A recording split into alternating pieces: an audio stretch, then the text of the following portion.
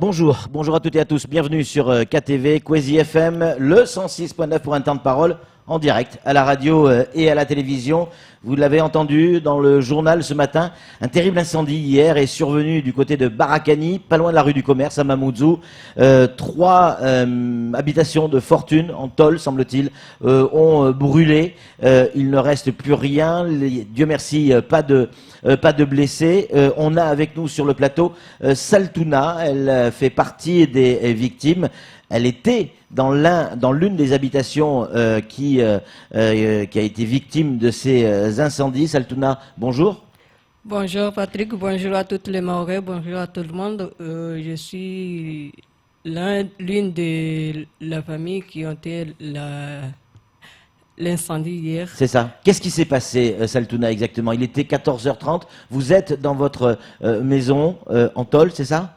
Oui, dans une maison en tôle, dans le quartier Barakani. Vous êtes avec votre petit garçon? Une petite fille. Une petite fille, pardon. Oui. Et qu'est-ce qui se passe à ce moment-là?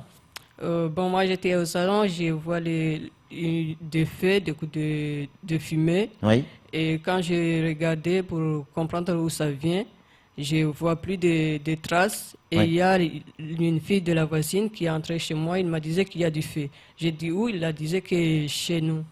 Et quand on regardait, on a trouvé partout le de fumée chez elle. Oui. Là, j'ai évacué la fille Oui. et j'ai retourné pour regarder chez moi. J'ai trouvé que c'est déjà tout entré chez moi. Oui. Donc vous êtes sorti de la maison avec votre petite fille. Oui.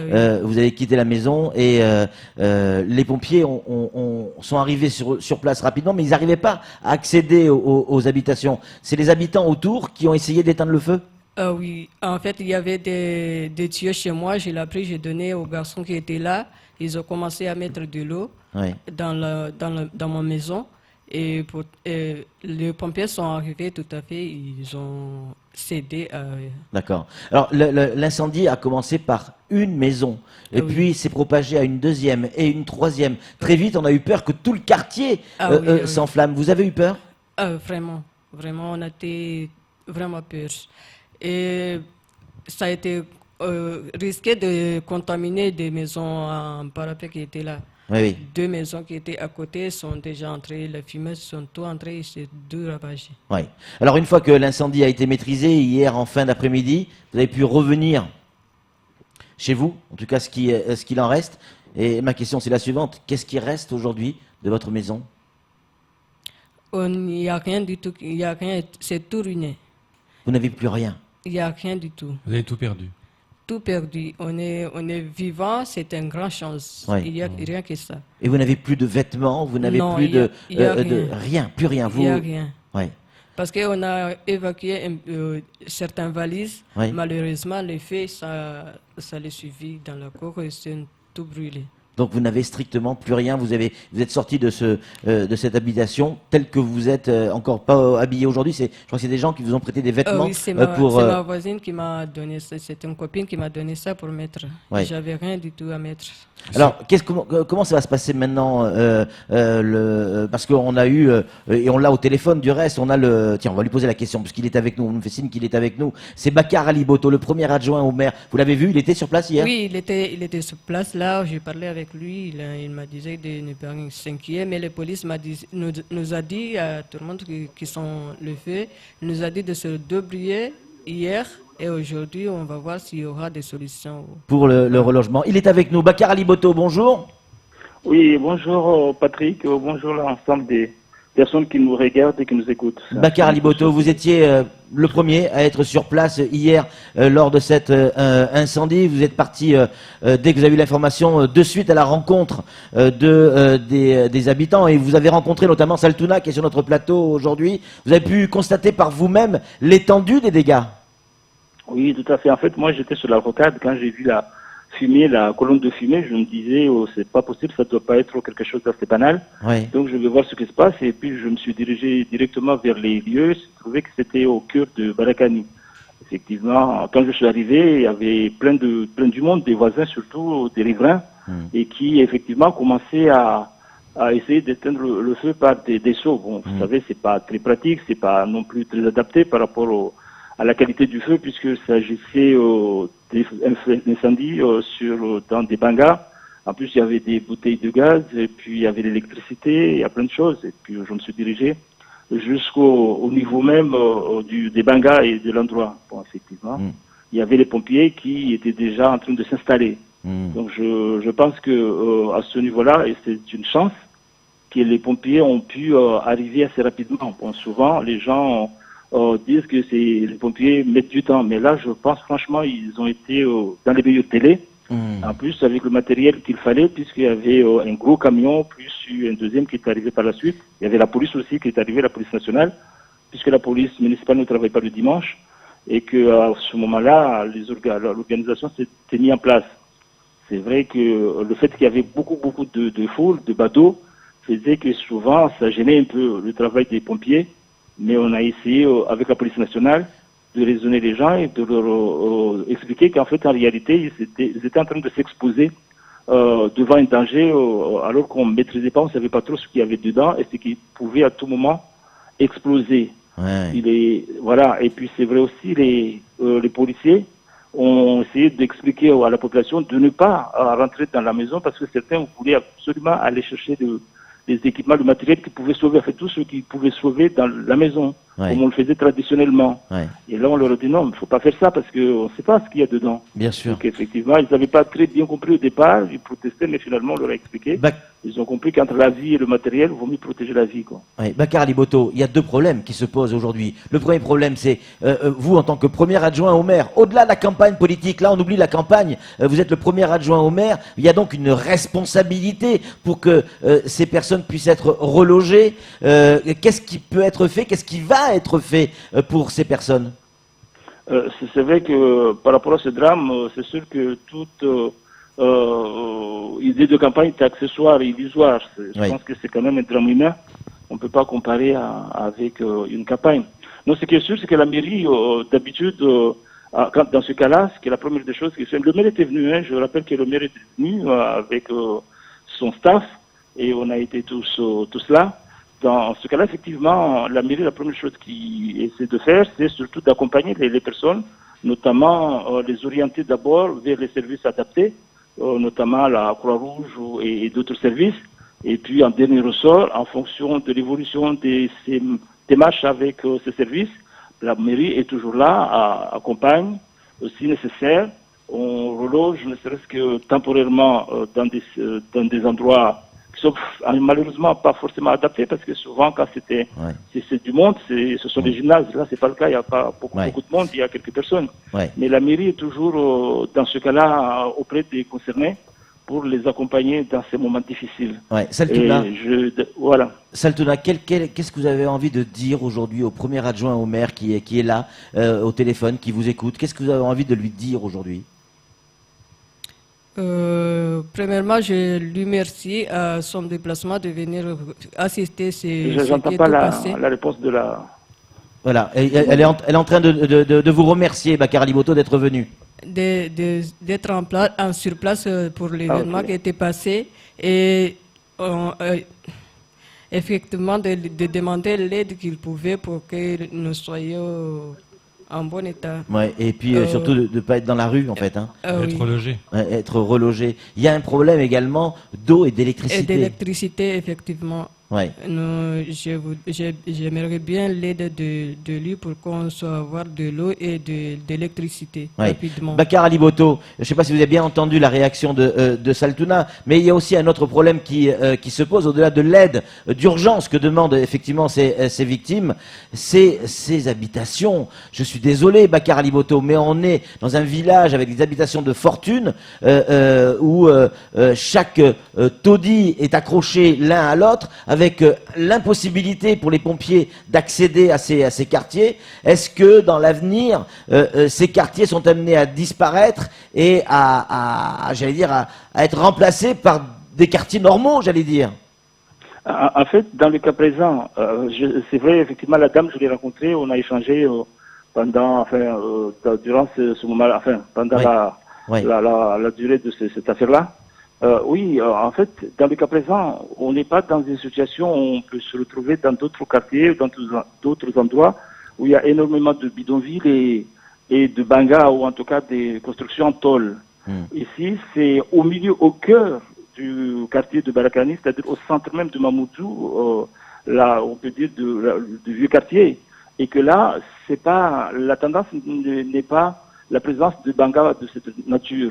Mais là, au milieu de ces bâtiments en dur, de cette ville traditionnelle, il y a quelques bangas isolés par-ci, par-là, à l'intérieur, des cours, à l'intérieur, entre 2, 3 maisons, comme on peut le constater de plus en plus d'ailleurs.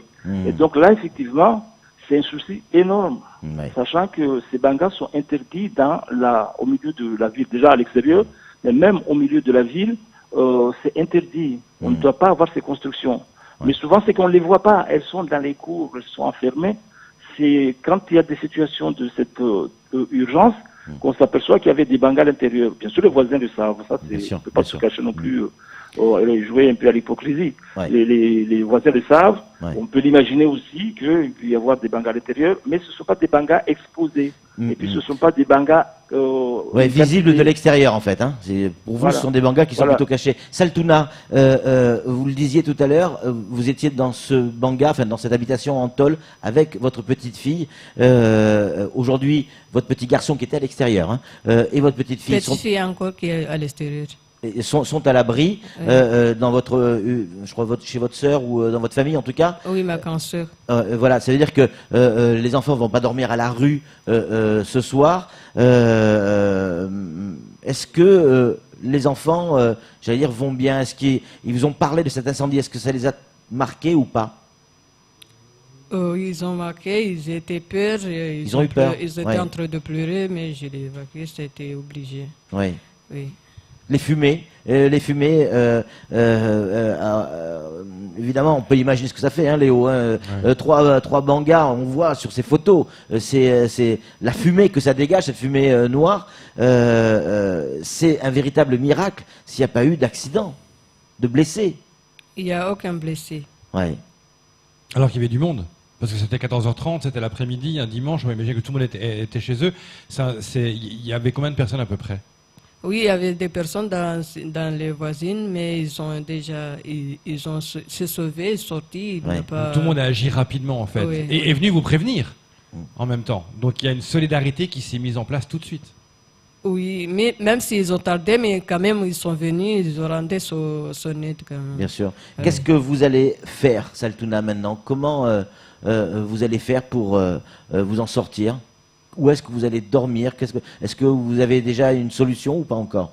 Non, pas encore, mais comme l'adjoint-maire il était là, la police m'a dit d'aller le voir aujourd'hui à la mairie. Il va me dire quelque chose, je ne sais pas. Et puis il y a ce rendez-vous, je crois. Oui, à 8h, il y a un rendez-vous à la Croix-Rouge ce matin à 8h, justement pour des raisons dans votre cas, pour donner des solutions temporaires pour vous aider dans ces situations. Oui, et je ne sais pas ce qu'il va me dire, mais j'espère qu'il va me dire quelque chose, qu'il va m'arranger. Ils vont venir en aide, ça c'est une certitude. En tout cas, on l'espère, vous allez nous tenir au courant. Bakar Aliboto, vous êtes toujours avec nous? Oui, je suis là, il n'y a pas de souci.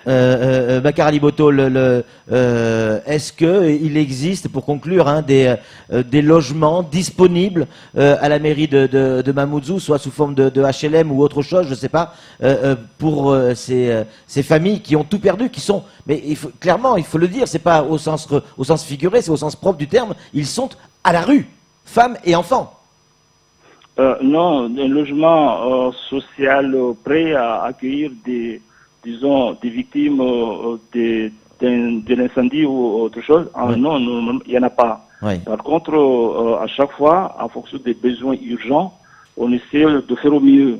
Bon, s'il faut absolument pour quelques jours ou on l'a déjà fait. On essaie de voir ce qui est possible par rapport à la CIM, mais par rapport aussi au gymnase. S'il s'agit d'une grande quantité de personnes, c'est pas le cas. Mais il n'y a pas vraiment de logement prêt pour les gens qui sont sinistrés. Donc il va falloir qu'elle se débrouille par ses propres moyens pour retrouver une habitation. On est bien d'accord. Voilà, c'est ça. Il y a le CAS, par contre.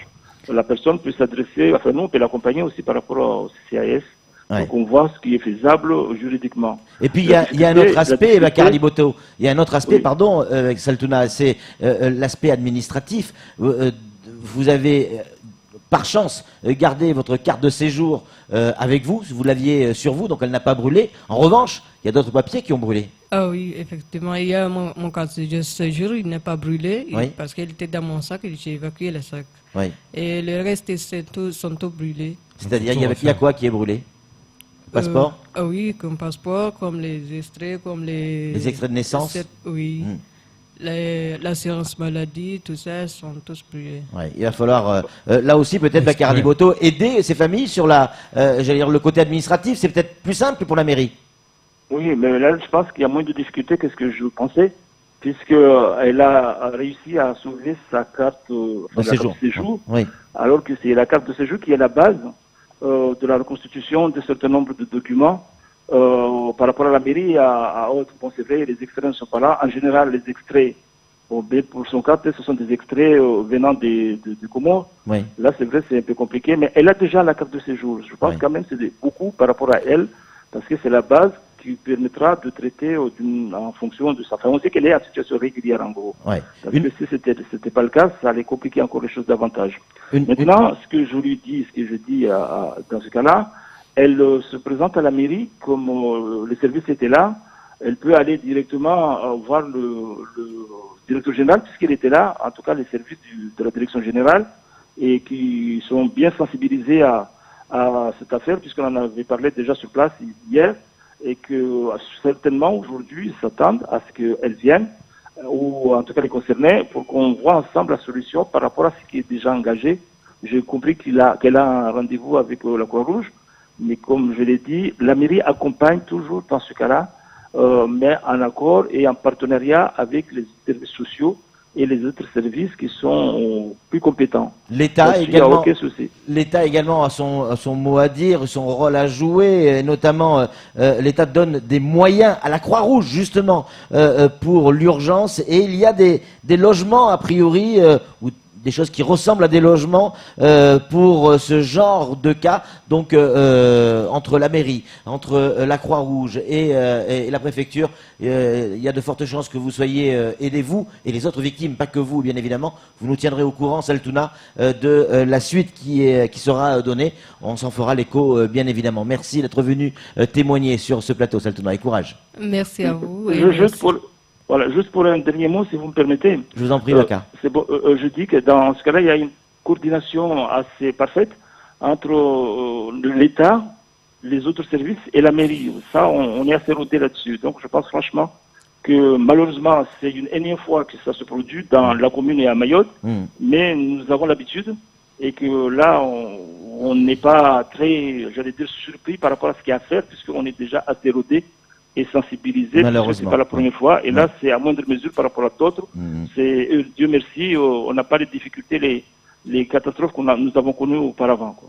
Merci beaucoup Bakary Boto pour votre témoignage. Merci à vous Saltouna d'avoir eu le courage de venir sur ce plateau. Je sais que c'est pas facile quand on n'a pas l'habitude. C'est tout pour ce temps de parole. Tout de suite la suite de nos programmes.